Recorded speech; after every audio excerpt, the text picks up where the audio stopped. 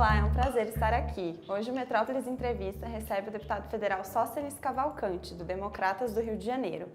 Em seu segundo mandato, o deputado é bastante próximo do pastor Silas Malafaia e assumirá no próximo ano a presidência da Frente Parlamentar Evangélica, mais conhecida como Bancada Evangélica. Essa que é uma das mais numerosas e expoentes bancadas do Congresso Nacional. Deputado, muito obrigada pela disponibilidade do senhor e bem-vindo à redação do Metrópolis. Obrigado a vocês. O Metrópolis está marcando neste tempo como um dos melhores veículos de comunicação que a gente tem, com qualidade, com seriedade no jornalismo. E eu quero aqui deixar o registro de parabéns pelo bom jornalismo que vocês vêm fazendo e prestando à democracia brasileira. Obrigada. Deputado, o senhor está prestes a assumir a coordenação da Frente Evangélica em 2022, considerando que é um ano eleitoral, em que as pautas no Congresso ficam um pouco esvaziadas, as atividades ficam um pouco paralisadas. Quais vão ser as prioridades da bancada no ano que vem? O que o senhor acha que pode ser avançado? E como que vão ser esses trabalhos, levando em conta que será aí uma continuidade do trabalho desse ano do deputado Cezinha de Madureira? A verdade é que eu, no acordo que fiz com o Cezinha de Madureira, eu gostaria de ter ficado este ano justamente por tudo isso que você acaba de elencar, as dificuldades do ano eleitoral. Todos nós vamos disputar, na maioria de nós, parlamentares, deputados e parte dos senadores, a reeleição ou uma nova eleição para um outro cargo público, o que torna um desafio muito grande estar presidindo à frente do ano eleitoral. A prioridade número 1 é a reeleição do máximo de colegas possível e o aumento dessa frente evangélica, para que nós possamos ter uma representatividade à altura do que nós somos da população dos brasileiros. Nós evangélicos somos em torno de 30% da população. Se nós tivéssemos a representatividade do tamanho que somos, nós deveríamos ter no mínimo 152 deputados. E não temos. Hoje somos 115 deputados da Frente Evangélica. Chegou mais um de Macapá ontem, um suplente que assumiu, que também é evangélico, então aumentamos uns 115 e 13 senadores. Ou seja, apesar de sermos uma frente ampla, organizada, hoje respeitada inclusive por vocês da imprensa, nós devemos reconhecer que ainda somos subrepresentados pela quantidade de população. Haja vista que a representatividade na Câmara dos Deputados é a representatividade do povo. Se a população brasileira tem 30% de evangélicos, nós deveríamos ter também, no mínimo, 30% de parlamentares. Alguns dizem até que a gente, mesmo subrepresentado, já fazemos barulho demais. Imagina se fôssemos do tamanho que precisamos ser. E é isso que a gente tem que perseguir como principal objetivo no ano que vem. Aumentarmos essa bancada, sermos do tamanho que precisamos ser e, lógico, uma série de trabalhos ali internas com os colegas para a gente valorizar o trabalho de cada colega junto ao seu estado, mostrar, porque muitas pessoas, os eleitores mesmo, às vezes têm dificuldade de saber o dia a dia do parlamentar, que acha que nós temos uma prática comum de achar que o político trabalha pouco. É de terça a quinta quando está em Brasília. E, na verdade, o maior trabalho do parlamentar está quando ele volta ao seu estado. E é isso que a gente pretende mostrar neste ano. Agora, em termos de trabalhos legislativos, existem ali alguns projetos que são sempre o foco do segmento. Um deles é o marco regulatório dos jogos, que tem uma clara oposição do segmento evangélico e que o presidente da Câmara agora, Arthur Lira, está tentando fazer andar depois de várias décadas ali parado. Queria saber do senhor como que vai ser essa atuação nesse projeto em específico, se é possível continuar barrando o avanço dele, apesar do comando da casa estar defendendo de forma tão aberta. Bom, primeiro nós não defendemos que não seja aprovado a legalização de jogos de azar no Brasil por uma questão de fé. Nós defendemos por outros princípios. O primeiro deles é porque em um país onde jogos que já são legalizados, como Loteria Federal, nós tivemos um ex-político que ganhou 48 vezes na loteria, essa é a prova, 42 vezes ou 48, essa é a prova de que os mecanismos de controle de lavagem de dinheiro do Brasil ainda são ineficazes. A Receita Federal avançou muito na eficiência de combate à lavagem de dinheiro, o Ministério Público, a Justiça brasileira avançou. Entretanto, nós sabemos que a lavagem de dinheiro é uma prática comum de um crime no Brasil. E eu tenho convicção de que muitos daqueles, não todos, mas muitos daqueles que querem defender a legalização de jogos de azar é porque veem nos jogos de azar uma porta para lavar dinheiro. E é uma realidade que vai acontecer no Brasil. Aqueles que queremos um país de democracia séria, combatendo a corrupção, não podemos estar favoráveis à legalização de jogos de azar. É uma porta, é um precedente muito perigoso. Alguns defendem, não, mas seriam cassinos em lugares específicos, sob controle do Estado. Se nós não temos controle já dos jogos que temos, nós vamos ter controles de cassino espalhados Brasil afora. Nós não temos controle e nós temos subvenção no Brasil, e já está provado. Nós temos, por exemplo, cigarro legal, mas o consumo de cigarro ilegal no Brasil é maior do que o consumo de cigarro do tabaco legal. Isso é uma prova de que a legalidade não resolve o problema da ilegalidade. Então, nós temos convicção, realmente o presidente da Câmara conversou conosco querendo pautar este assunto, pediu a gente a possibilidade de diálogo. Nós estamos abertos ao diálogo e até falamos ao presidente. Eu acho que, se ele quiser pautar, nenhum problema, nós vamos derrotar no voto. Nós temos votos para derrotar, eu tenho convicção disso que não passa. O Brasil não está preparado para viver isso agora e acho que seria um momento da gente derrubar de uma vez por todas e sepultar esse projeto. Mas a Frente Evangélica fica conhecida só por tentativas de paralisar projetos outros. Na verdade, eu acho que a gente tem algumas pautas nossas que a gente precisa fazer andar. Por exemplo? Nós temos o Estatuto Nascituro, que está na CCJ parado, que eu acho que a gente tem que discutir, isso é uma matéria importante sobre aborto, na proteção no aborto, a proteção da vida desde do seu nascimento, que eu acho que é um momento que a gente estamos dialogando com o presidente para pautar. Nós temos uma série de problemáticas ainda junto à Receita Federal com relação a repasses de recursos para missionários. E aí não é só do segmento evangélico, são de todas as religiões, em especial a Igreja Católica também tem essa dificuldade de repasse hoje de sustento de missionários no mundo e sendo tributado pela Receita à luz da legislação, para mim, de maneira errada, que entendo poderia ser solucionado com instrução normativa da Receita, mas a Receita não quer fazer isso. Então, acho que vamos ter que novamente, já fizemos uma emenda em uma medida provisória este ano para tentar solucionar. A Receita ainda não se dá por satisfeita. Acho que vamos ter que voltar a essa matéria para resolver essa problemática tributária de instituições religiosas, porque a gente não só legisla quando tratamos de matéria religiosa para o segmento evangélico, porque nós somos os maiores defensores do Estado laico. O Estado laico é o Estado que respeita todas as religiões e respeita os não religiosos também. Mas é um Estado que não persegue quem tem religião. Este é o Estado laico. Então nós precisamos ver este assunto também de legislação tributária e entendo que a gente tem uma matéria que o STF tentou pacificar, mas o próprio STF tem solicitado a gente para legislar sobre homofobia, quando o STF decidiu igualar a homofobia ao crime de racismo. Para nós é uma dose muito ácida do STF. Alguns ministros do STF já até reconheceu que realmente, porque é um crime hediondo e pode trazer complicações para o futuro, até para o próprio STF, essa interpretação. E acho que a gente tem feito um diálogo para buscar um ponto de equilíbrio.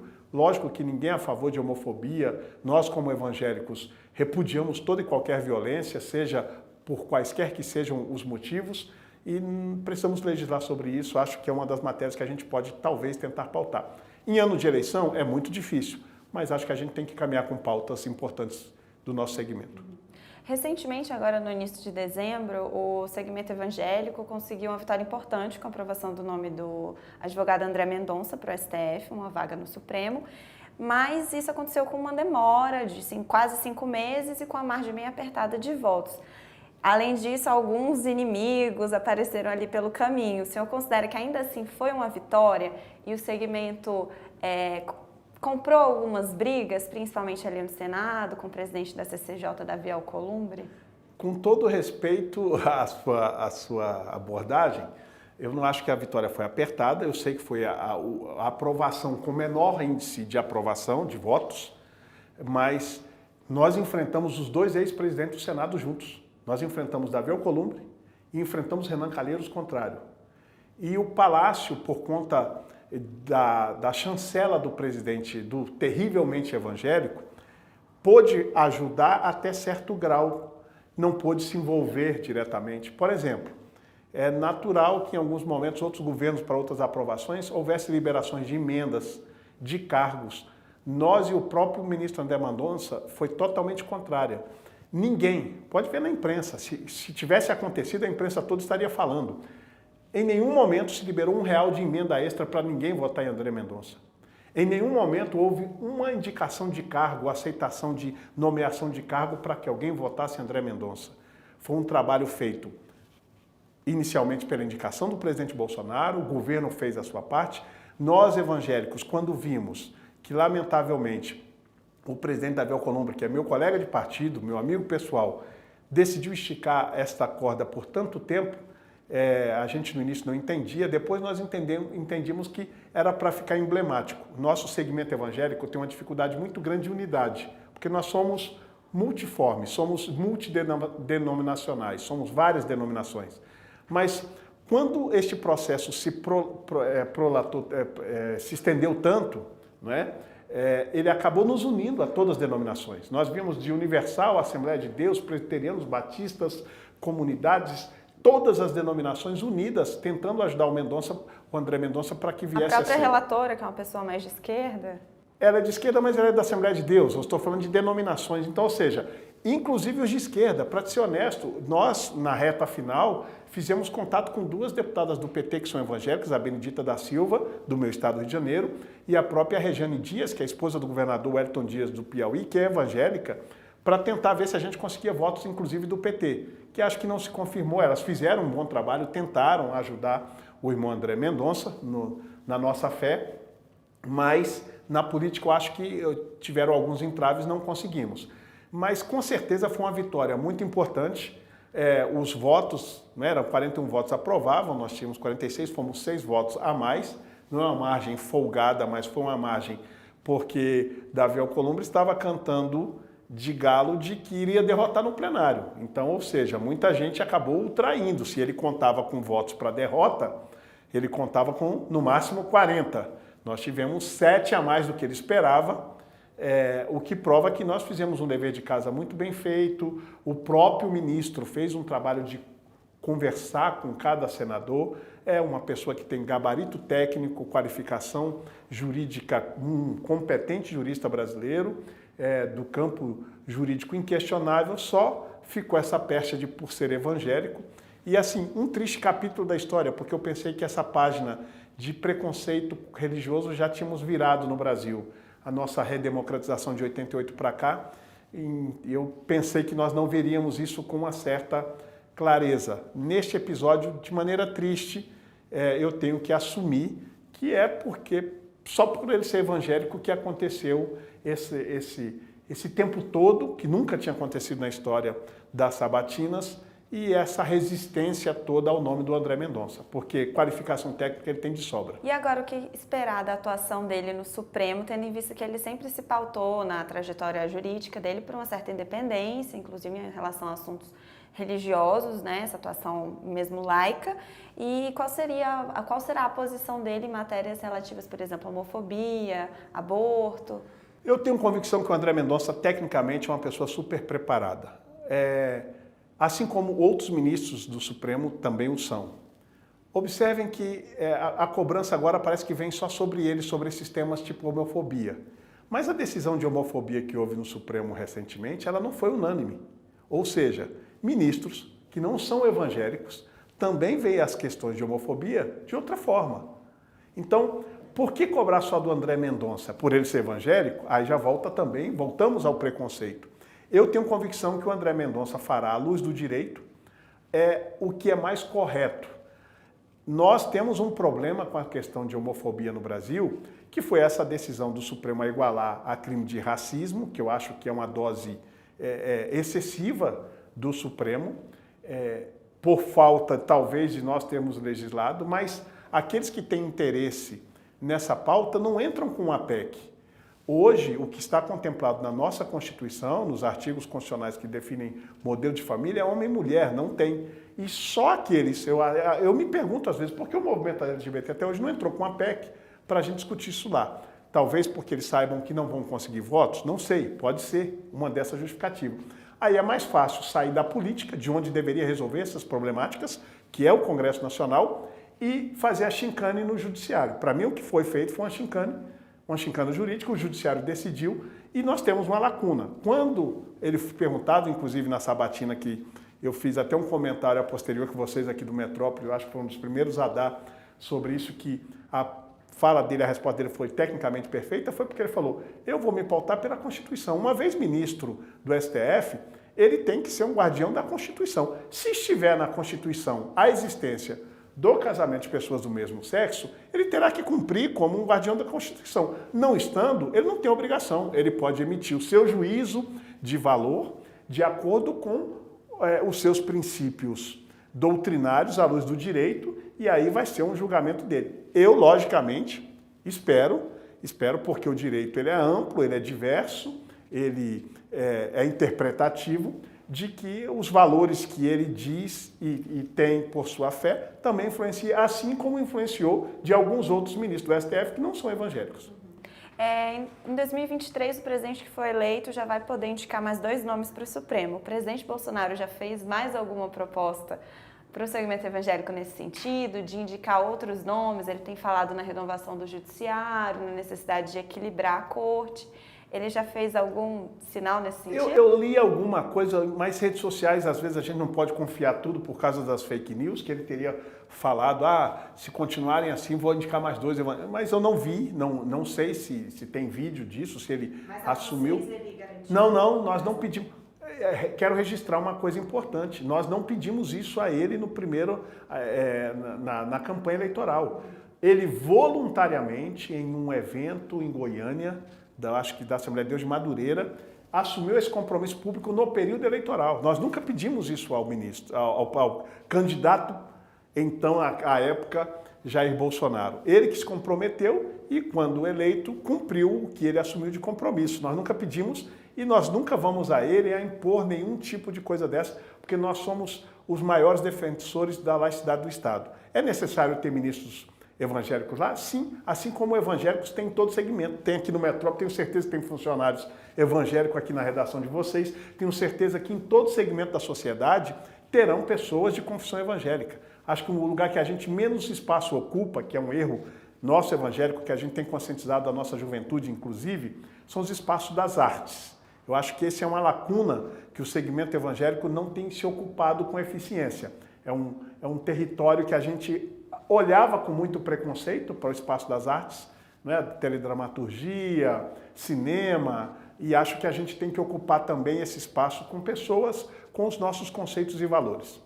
Certo. Agora, mudando um pouco de assunto, com relação à pandemia, o senhor foi crítico das medidas de isolamento, acabou contraindo a Covid em 2020, ficou internado na UTI no Rio de 11 Janeiro. dias. 11 dias.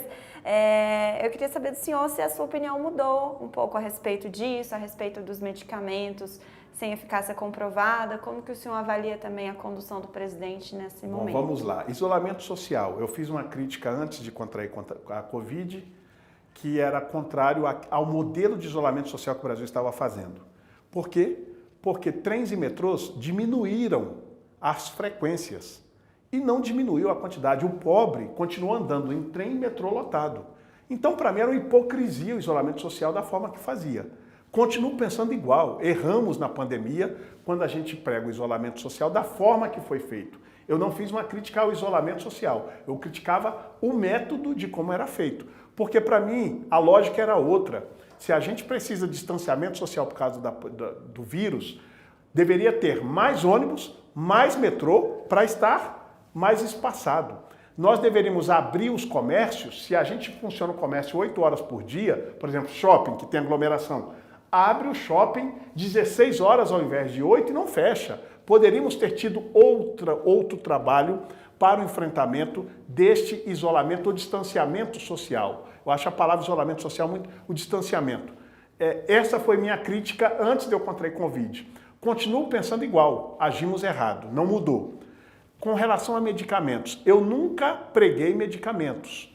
Eu usei medicamentos, usei cloroquina, usei antes, né, que falaram aquele preventivo, kit preventivo, ivermectina, tem outras vitaminas lá. todos eles receitados por médicos. Eu tenho uma irmã médica, não foi ela que me receitou o preventivo, sim, mas quando eu descobri que estava com Covid, eu estava no município de Teresópolis, eu fui ao hospital, fui consultado, o médico me receitou, tá lá a receita do médico, azitromicina, o remédio aí que o presidente Bolsonaro divulga, como é que é o nome? Cloroquina e mais 2 outros remédios. Com consulta médica, por isso fiz uso deles. A partir daquele dia, eu usei os remédios com receita médica, recomendado por eles. Funcionou para mim? Lamentavelmente não. Eu fui parar numa CTI, quase fui entubado, não fui porque minha irmã, que é médica, me acompanhou, ficou negociando horas. Logo depois, 6 meses depois que eu me recuperei, meus pais foram internados no CTI, meu pai bem pior do que minha mãe, e todos também faziam uso desse tal medicamento suposto preventivo, ficou grave, meu pai se recuperou e minha mãe faleceu na Covid. Minha mãe faleceu de Covid tomando todos esses medicamentos. Então, o que eu tenho convicção, passado essa experiência dolorosa familiar, pessoal, é de que não existe remédio para Covid. Mas, como paciente, se um médico me prescreve, eu vou tomar o que ele me prescreveu. Eu não conhecia. Hoje eu posso dizer, pode tomar cloroquina, pode tomar. Quando o vírus vem de forma grave no organismo, nada segura, é inevitável. Eu perdi minha mãe.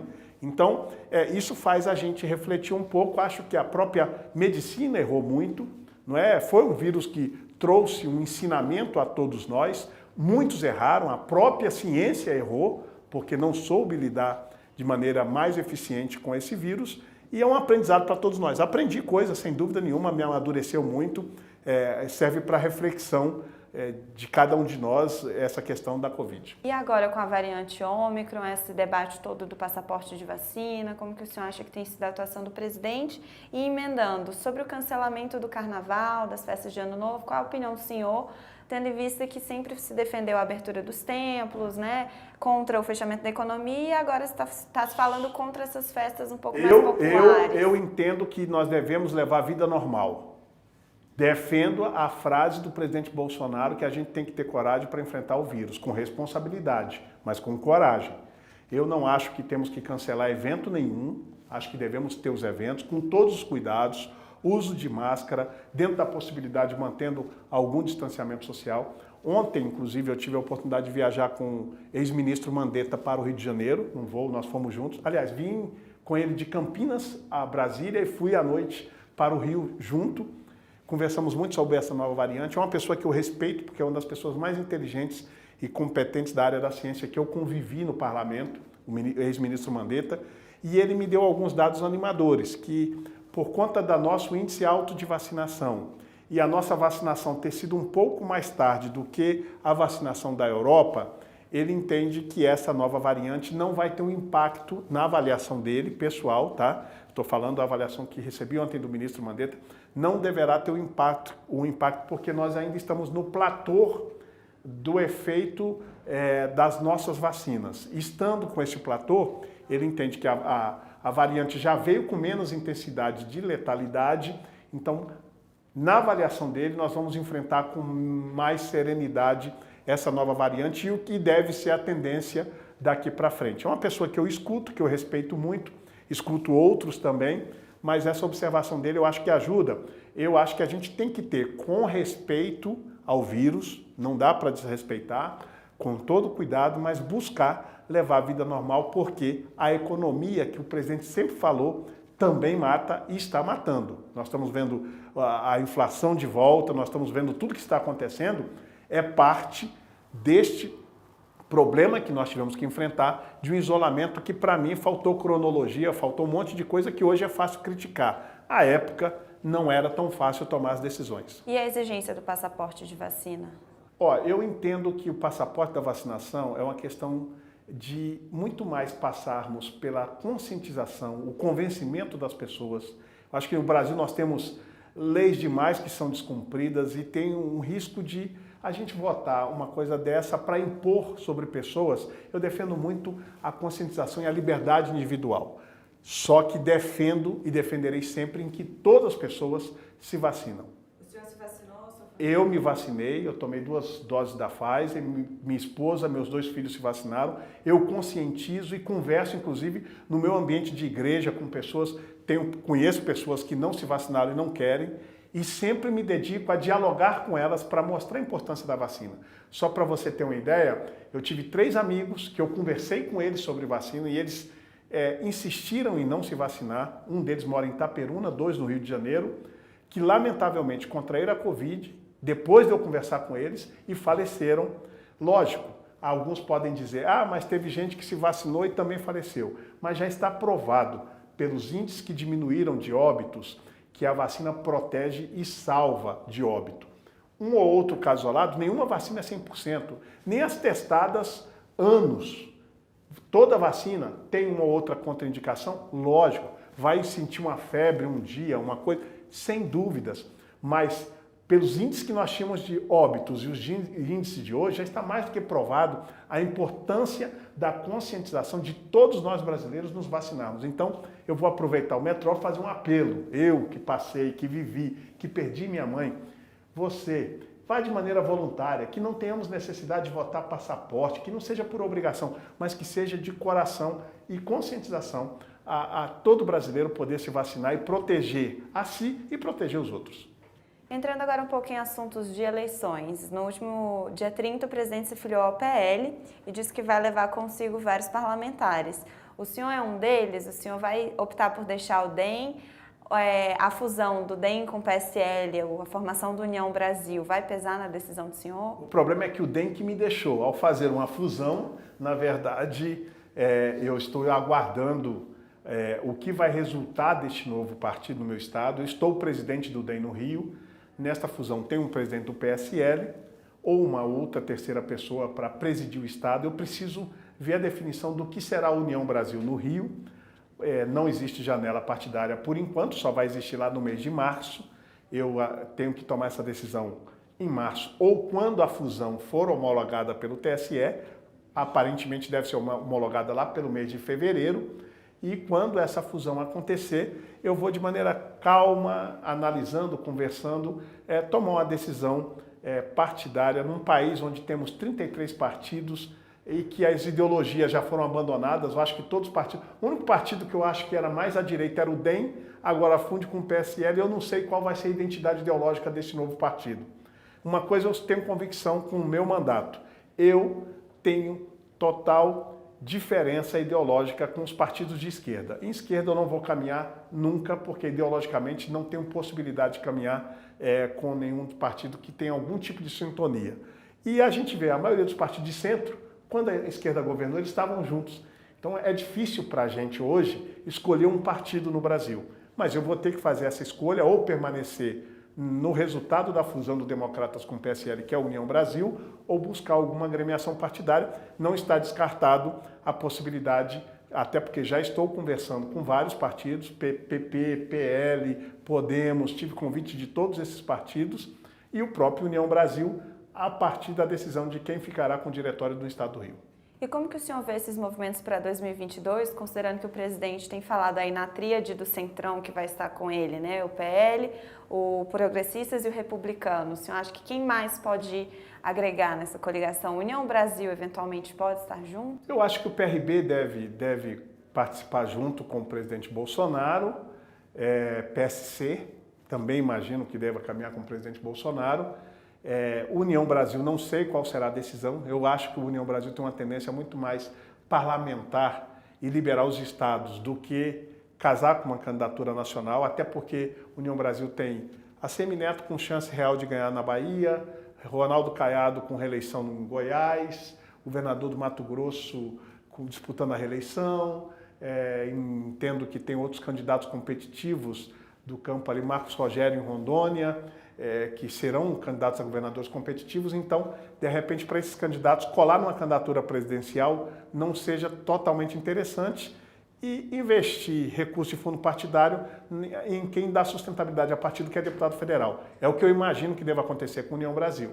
Mas é importante essa articulação para o governo. Engraçado, o presidente Bolsonaro, quando não conversa com a política, é criticado porque não faz política. Quando decide fazer política, os partidos que existem são os partidos de centro, que ele conversa e dialoga, é criticado porque está dialogando e está indo para um partido que dá a ele tempo de televisão e possibilidade de competir. Lógico que a primeira eleição dele foi em redes sociais, sem recurso, tomou uma facada que deu a ele a transcendência de mídia necessária, facada que não aconteça outra vez, ninguém deseja isso a nenhum outro ser humano.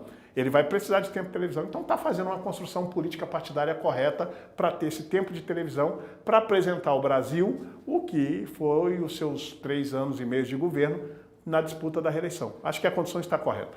Na disputa pelo Planalto, o senhor acha que vai ficar mesmo essa rivalidade entre o ex-presidente Lula e o presidente Bolsonaro? A terceira via tem alguma chance nesse cenário? Para mim, a terceira via já está consolidada. É o ex-ministro Sérgio Moro, o ex-juiz Sérgio Moro. Acho que esse é o nome que aparece com única chance de ser uma possível terceira via, mas não vejo força política eleitoral nele para tirar os dois do segundo turno, simplesmente por duas questões. O ministro Sérgio Moro, ele é conhecido 100% da população brasileira. Então ele larga com 10, 11%, 12% na pesquisa, mas é porque ele já é conhecido. Então ele está ali próximo do teto. Eu acho que se ele conseguir aí mais 5% de crescimento em pesquisa, é o máximo que ele terá, na minha avaliação, pode chegar a 17%, o que não tiraria a segunda vaga de disputa do presidente Bolsonaro. Será um segundo turno, na minha avaliação, Bolsonaro-Lula, uma disputa acirradíssima, que a depender de uma resposta da economia, eu acho que a economia está muito combalida, está muito debilitada, o preço de supermercado, de combustível, afeta a vida do mais pobre e assim, isto tudo pode ajudar o ex-presidente Lula, mas se houver alguma resposta de melhoria nesse Auxílio Brasil que está vindo aí com os R$400, houver uma oxigenação do sistema com algumas votações importantes que estamos fazendo de desoneração de folha agora, houver uma retomada mesmo que lenta na questão do emprego, acho que a competição vai ser muito dura e difícil e quem ganhar, ganhará com a margem não muito ampla um do outro. Vai ser uma disputa pesadíssima no próximo ano, essa é a minha avaliação hoje. Lógico que política, em 5 minutos, tudo pode mudar. E o segmento evangélico está fidelizado com o presidente Bolsonaro? Ele já esteve com o ex-presidente Lula? Existe aí uma tentativa do ex-ministro Moro conquistar alguns votos? O que eu digo, inclusive aproveitando o Metrópolis, para ajudar os institutos de pesquisa. O segmento evangélico é o segmento mais fácil de fazer pesquisa. É só ir para a porta das igrejas no domingo. Eu estou todo domingo, no mínimo, na verdade estou 2 ou 3 vezes por semana em igrejas. No mínimo, todo domingo eu estou em uma. E estou para te dizer o seguinte, pelo que eu converso com as pessoas, pelo que eu ouço dos evangélicos, o presidente Bolsonaro tem entre 70% e 80% do segmento evangélico. É massacrante a aceitação, a facilidade com que ele comunica com o evangélico, ele se comunica melhor do que muitos evangélicos. Ele não é a esposa que é evangélica, mas eu não sei como ele conseguiu esse fenômeno. Então, se ele tiver, para mim, na pior das hipóteses, pelo que eu converso é a minha avaliação, e eu não faço porque estou na política, eu pego minha assessoria, gente que não é minha, pergunta, faz aí, na porta, pergunta 100 pessoas, 50 pessoas, e é o que eu tenho visto de média, em torno de 70%, 75%, 80% em determinados lugares, e isso em todos os lugares do Brasil. Lógico que no Nordeste diminui um pouquinho. O Nordeste, realmente, a força do presidente Lula é um pouco maior, mas no segmento evangélico, mesmo no Nordeste, as médias que eu tenho visto de presidente Bolsonaro é 60% no Nordeste. O que sobra disso, para mim, tem uma tendência a ficar com o ex-presidente, com o ex-ministro Sérgio Moro, por causa da pauta de combate à corrupção, que ele foi muito eficiente, vai saber usar isso na campanha, e entendo que existe um grupo de evangélicos históricos, que a gente chama evangélicos históricos, de igrejas luteranas, anglicanas, algumas presbiterianas, algumas batistas muito tradicionais, que eles historicamente foram ligados à esquerda. Quantos por cento dos evangélicos isso representa? Não chega a 3%, 2%, 3%. Estes continuarão sendo esquerda, votarão no ex-presidente Lula. Eu não vejo espaço político hoje no segmento evangélico para a esquerda crescer muito mais do que isso. Por quê? Você bem disse na sua fala que no passado o ex-presidente Lula teve o apoio de todos os evangélicos, no seu primeiro mandato. Nós acreditávamos, e ninguém melhor do que os evangélicos, para falar de justiça social. O trabalho que a igreja evangélica faz pelo social no Brasil é um trabalho enorme. Nós nunca deixamos de ter esse olhar, nós evangélicos. E o presidente Lula, à época, trouxe essa pauta como uma pauta muito importante para o seu primeiro governo. E foi, de verdade, a gente tem nossas críticas no campo ideológico, mas ele nessa pauta foi muito feliz na condução do seu primeiro mandato. O problema do ex-presidente Lula, que a partir da sua reeleição, da metade do segundo mandato para frente, eles decidiram fazer guerra ideológica contra nossos princípios e valores. Isso só aumentou na gestão Dilma e despencou no último governo da presidente Dilma com afrontas, com projetos altamente afrontosos a valores de família, a valores da vida, que nos distanciou totalmente no campo ideológico. Hoje, a esquerda, lamentavelmente, não vai nos enganar mais, isso eu garanto. Não tem mais espaço para a esquerda no segmento evangélico por causa do mau exemplo e de afronta aos nossos valores quando eles estiveram no executivo. Nessa questão de justiça social, o senhor não considera que houve alguns retrocessos na atual gestão, com o aumento da fome, do desemprego, as políticas sociais não ficaram um pouco prejudicadas? Eu entendo que nós temos um problema de volta da fome por conta da pandemia e é um problema não só do Brasil, do mundo. Nas questões sociais, eu acho que houve alguns poucos avanços no governo Bolsonaro, até por conta dessa dificuldade que era enfrentar uma pandemia. Por exemplo, 13º do Bolsa Família. Quem instituiu? O governo Bolsonaro. Agora, nós estamos voltando para aumentar, lógico que é de maneira transitória, o Auxílio Brasil por causa da pandemia, o valor que era do Bolsa Família agora vai para R$ 400 com o Auxílio Brasil. Entendo que isso é algum tipo de resposta na área social. E o grande legado que vai ficar para mim na área social do governo Bolsonaro, devemos muito à primeira-dama, que é o trabalho de Libras, das pessoas com deficiência, que ela fez um brilhante trabalho na condução disso. Este legado, por exemplo, hoje, em todo e qualquer lugar que não houver uma tradução de Libras para a população surda, hoje já ficou como uma marca deste governo que eu tenho certeza que governos que virão não vão conseguir tirar, e esta é uma marca do governo Bolsonaro, deve-se principalmente à primeira-dama, porque ela é uma entusiasta desta pauta. E para finalizar, no governo do Rio de Janeiro, o senhor vai apoiar a reeleição do governador Cláudio Castro? Como que fica o vice-presidente Hamilton Mourão, que tem ensaiado alguns movimentos, de repente, para se lançar também ao governo do Rio? Bom, eu estive com o vice-presidente Hamilton Mourão há uns dias atrás, ele não me pareceu muito entusiasta da ideia de ser candidato a governador. A priori ele falou que não tem uma definição, isso é muito uma questão partidária. O governador Cláudio Castro é uma pessoa que tem feito um bom trabalho no Rio, um pacificador. O estado do Rio, vale lembrar, eu digo que a cadeira de governador parece que está maldita, né? Os últimos 5 governadores com problemas na justiça, presos, então isso traz um problema ao governo do estado do Rio. Ele tem pacificado muito bem o governador Cláudio Castro, entendo que é um jovem dinâmico, promissor para o Estado, e hoje entendo que é a melhor opção para o Estado do Rio de Janeiro a reeleição do governador Cláudio Castro. É da Igreja Católica Carismática, na questão de valores, pensamos 100% igual em tudo, isso é muito caro para o nosso segmento evangélico, a tendência é apoiar o governador Cláudio Castro na reeleição. Mas ainda não estão postas todas as candidaturas, logicamente, nos cenários que está hoje, Cláudio Castro para a reeleição, sem dúvida nenhuma. Muito obrigada pela participação do senhor, deputado. Obrigado a vocês, Deus abençoe a todos os internautas e o trabalho de vocês aqui também.